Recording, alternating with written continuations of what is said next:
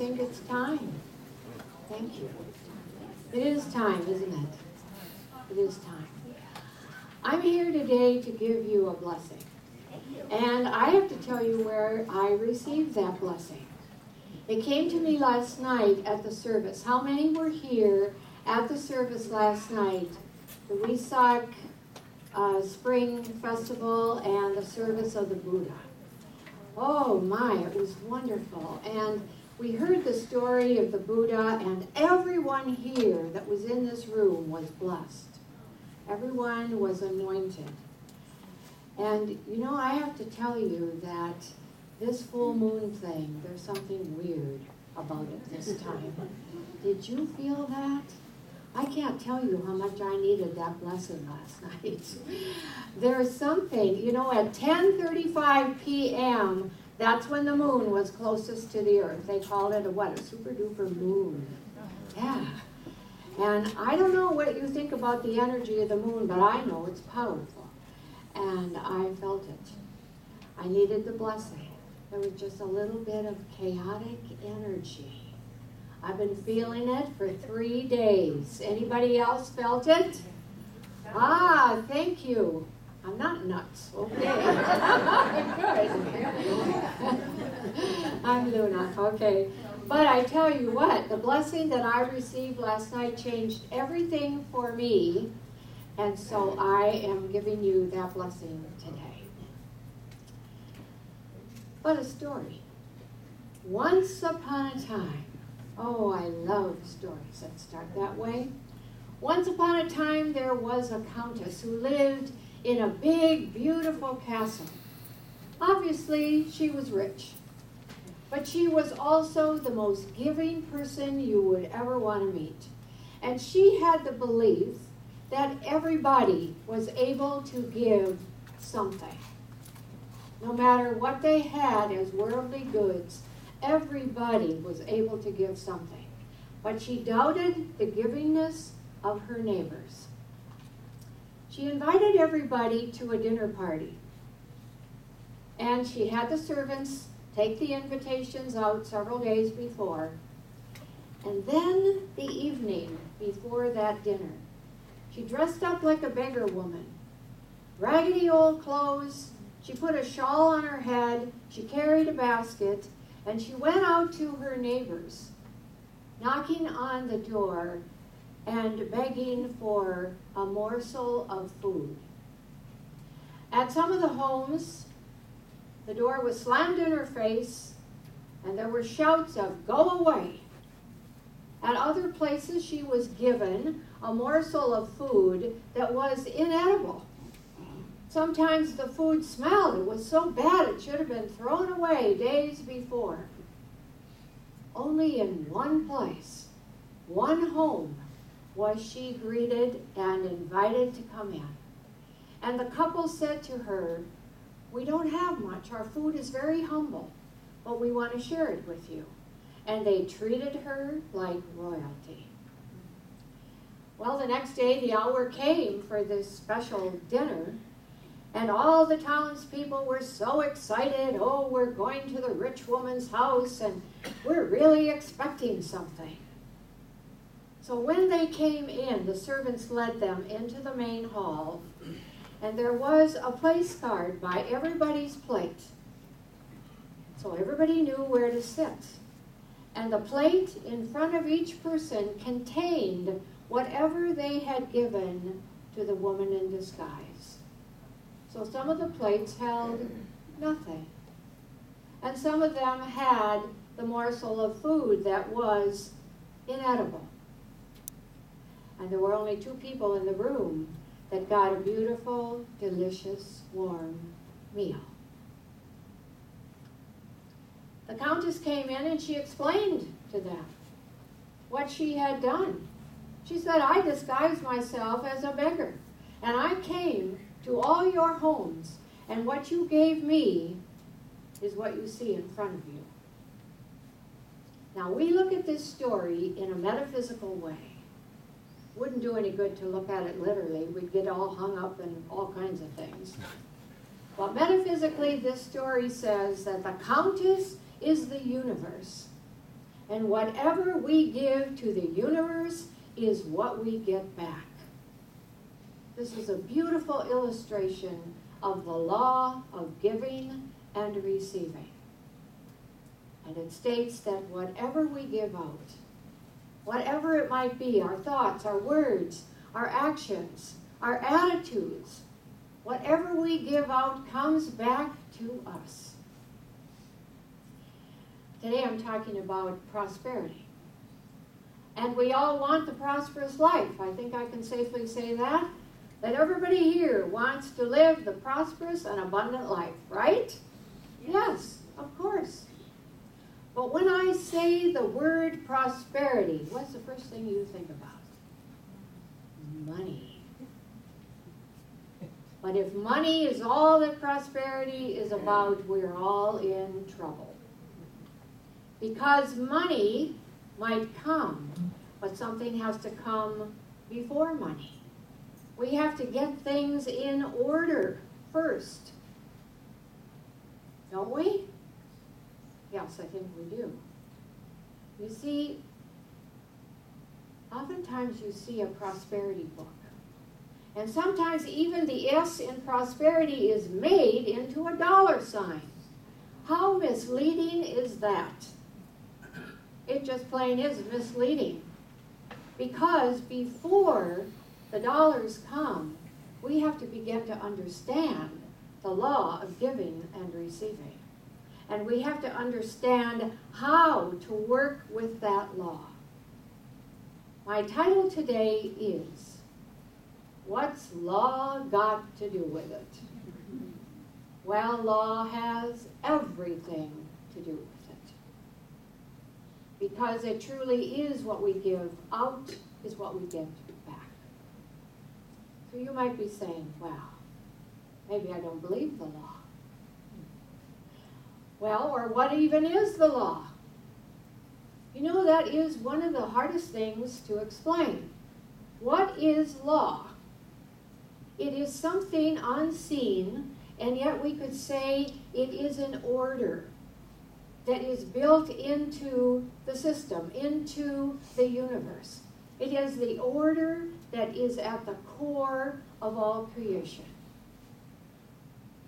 In Jeremiah, the 31st chapter, it says, I will put my law in their inward parts, and I will write the law upon their hearts.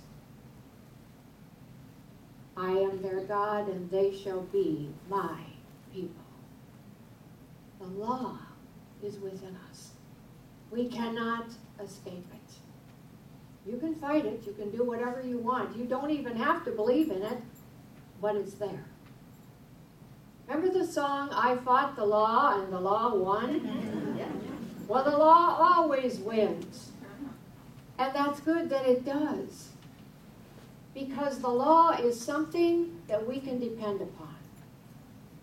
You want to know why your life isn't working? Well, maybe you're not working the law. I don't know. It's your life. All these things have to be figured out by each of us.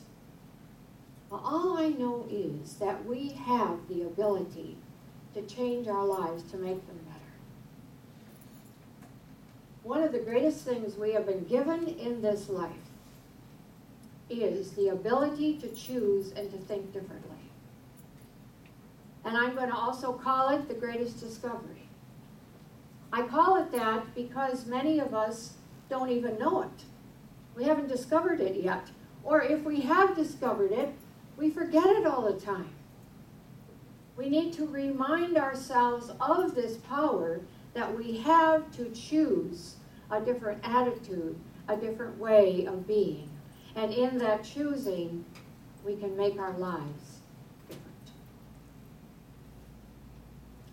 An example of the law. Let's say a day when you're feeling grumpy. Ever had one? I don't think so. But I can imagine you have, because I've had a day like that too. A day when things have not been going quite the way I wanted them to go. So I'm irritated, maybe I'm feeling out of sorts. What am I doing? I am putting out some kind of energy, aren't I? Kind of a low energy. What do I get back? I get a low energy back. And until I come to my senses, like the prodigal son, until I say, I'm sick and tired of being sick and tired, I want to go home. Until I come to that realization, and you know, I also have to say, what is that? Where does that come from? I'm going to call that grace. I'm going to call that unconditional love that the Creator, that God within has for us. Doesn't want us to sit in this muck. So it gives us a little, look, come on. So we can change. We can send out a different kind of energy. We truly can. It's kind of also like the law of sowing and reaping. You put a zucchini seed in the ground, what are you going to get back? A zucchini. Oh, you might wish that you got a stalk of corn or a tomato, but you're not going to get that. The law says that you are going to get a zucchini. You see, this law is exact, it is undeviating, and it is changeless. And all the laws are that way, whether we're talking about the law of mathematics, because that's exact, it's undeviating, it's changeless. And you can wish that 2 and 2 didn't make 4. You might want it to make 5 or 6 or whatever, but it's not going to. 2 and 4, 2 and 2 is always 4. The law is exact. And the law is not going to change. It's you and me that has to change. So let's go back to the story for a minute. The people that came, besides, there were 2 that got the law. But the others didn't. They were totally ignorant of the law. They did not understand that before you receive, you have to give.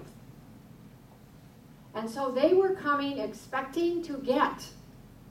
Well, after all, the lady was rich, so of course she's going to give. She's going to give us lovely surprises. Isn't that the way we often treat the universe? It's going to give us lovely surprises. Because after all, it owes us, right? We're here, we're living. We came to this earth. And sometimes we say, well, I didn't ask to come here. Don't ever say that, because you did. You asked to come here at this exact time. You chose your parents. You chose everything about this life. Well, that's just my gospel. But nevertheless, that's the way I think it was and is. But the thing is that you're here. And this life is your responsibility. Now, do we think that the universe owes us something? Do we think that? No, the universe doesn't owe us anything, because everything has already been given. It was quite a while back when I had lunch with a dear friend. And I love this person. She's absolutely wonderful. But she and I do not see eye to eye on religion. Well, that's okay. We just don't talk about it. It's kind of an unspoken thing between us. We had our little whatever it was, and we decided no more. So we don't do it. But on this particular day, out of the blue, she asked me a question. Do you think that there are any holy people on this earth? I said, yes, you're one of them. Oh, no, she said, you don't understand. Do you think that there are any truly, really holy people on this earth? I said, yes, you're one of them. Oh, she said, no, I'm a sinner. Don't you get it? I'm a sinner. And right now, she said, I'm feeling like a lost soul. I said, when you call yourself a sinner, you know what that is? That's just a cop-out. And a lost soul, you want to know what that is? That's just a soul that has lost sight of its divinity. So I still say, you are a holy person. She said, well, I might have known.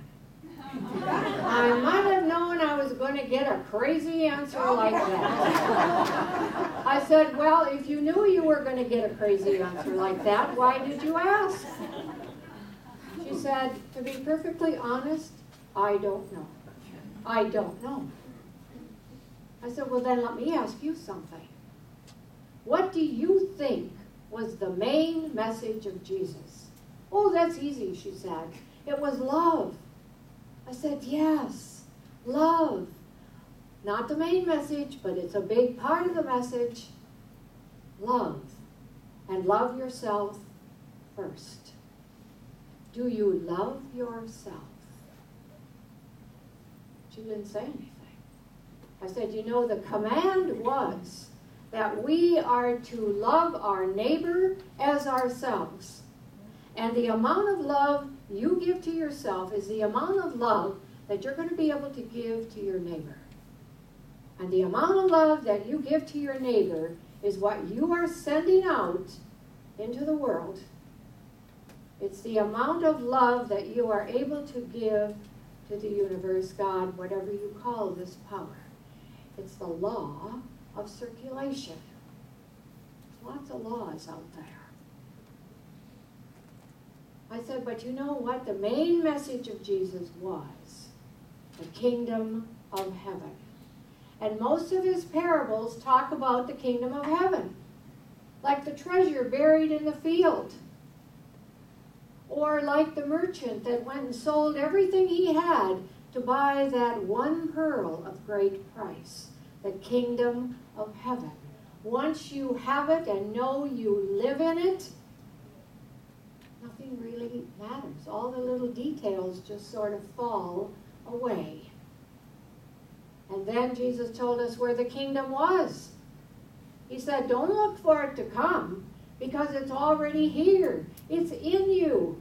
You live in the kingdom of heaven. She said, okay, and I saw a flash of anger. And she said, okay, so you say that I live in the kingdom of heaven now. I said, whoa, wait a minute. I don't say that. Jesus said that. Okay, so Jesus said, I live in the kingdom of heaven now, and I am a holy person. Then why? Now, listen carefully to her questions, because I think that at some point in all of our lives, we have asked these kinds of questions. Why is my life not working? Why don't I get my dreams? Why aren't they coming true? Why am I sad? Why am I lonely? I live with another person and I'm still lonely. Why? I think I'm a good person, but life just isn't working. Why? These are questions, as I said, that many of us may have asked in our lives, and they are questions that only the questioner can answer. Now, others can give guidance. They can give little bits of wisdom, but they can't give advice. Can't tell anybody how to live their lives. You can only encourage. Isn't that true? So let's shift gears. What if you awakened tomorrow morning and you found that you had the power and the ability to create a different life? What if your God self whispered to you, you can have a happy, peaceful, prosperous life just by saying so? Well, that really is, in a sense, already true. You don't have to wait till tomorrow morning. Because right now, you have the power to change your life. Right now, you have the ability to create another kind of life. And your God self is whispering to you right now. You can have the happy, prosperous, peaceful life that you want just by saying so. What kind of words do we send out to the universe? What kind of words? What do you say every day? It's very important because words define who we are. They define our God. They define our beliefs. So everything that we are sending out comes back to us. All these words come back to us. Maybe we need to think of some better words. And think of the offer that was made. Think of the truth that was given right there. Your God self saying, you can have a happy life. But the strange thing about us is we often don't take advantage of that. Instead, what do? We argue for our limitations. Oh, well, you know, in my life, now this is different. I see other people getting their dreams come true, but not mine. Because there's something about my problem that is unsolvable. There's something about my problem that has me in its grips, and I can't get out. I can't. Do you know how dangerous that word can't is? It will keep dragging us down till we are at the point where these limitations become our beliefs. They become part of our belief system. Maybe we need to begin to say something different. Instead of I can't do this because I'm too poor, I'm too old, I am too young. And then there is the economy. Well, I can't do it because of the economy. But the economy is a worldly thing. I'm not talking about worldly things. I'm talking about an ability that all of us have within. That's a power that goes way beyond this world. Can't. Stop it. It's not the word to say. No, here's something that I was looking through a magazine, and I didn't think I had the time to tell you this, but I am going to tell you this because I sometimes think this is the most wonderful thing looking at ads. This was for Outward Bound. Anyone seen that ad? Okay, this is a farewell to can't. This goodbye does not make me sad. I will not miss you, can't. I won't miss you at all. I have discovered what it feels like to do the things that are challenging. You have no more business in my life at all. I will see the impossible as simply not yet conquered. So farewell, can't. You will never haunt me again. Hello, can, and welcome to my world. Welcome to my world. So we need to begin to say things about ourselves that are true. Because these words that we're sending out, don't forget, they're going to come back to us. What's the truth of us? What could we say about ourselves that would be true? I am the light of the world. Thank you. I am the light of the world.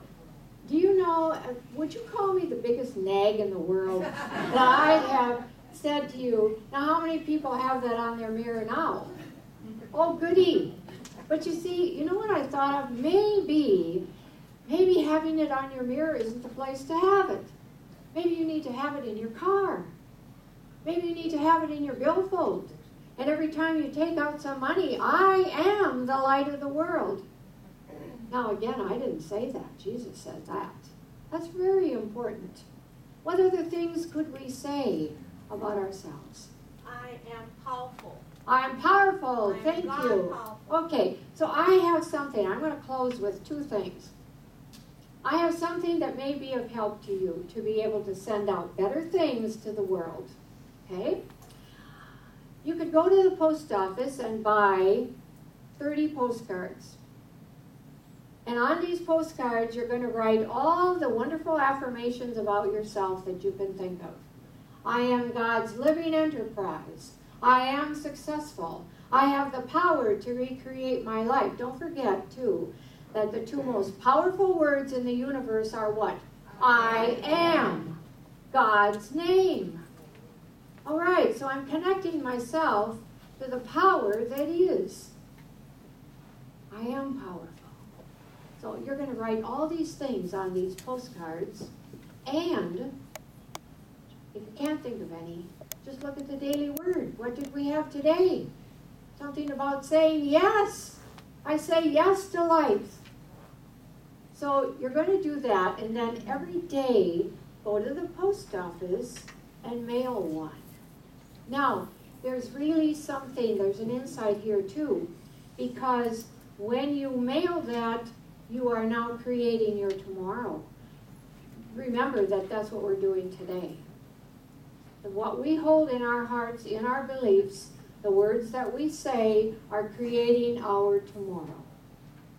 Okay, so now you get this postcard back, and you keep getting them back for 30 days. Now the mailman is going to think you're nuts. But that's okay, because once he sees maybe even the change in you, or he begins to think, oh, I could do this too, he might know that, no, this isn't nuts. This is really good. And the other thing is that we take time every day to say thank you. Thank you for my life. Thank you for what I have been given. That I am going to take responsibility for my life. Because I'm the only one who can do that. Thank you for what I have been given. All the blessings, all the awareness, all the understanding. And there's only more that will come to me. Have you ever hugged yourself? Do that too. Thank you, Spirit, for my life. Send that out to the universe and see what comes back. You're going to be very pleased. Namaste.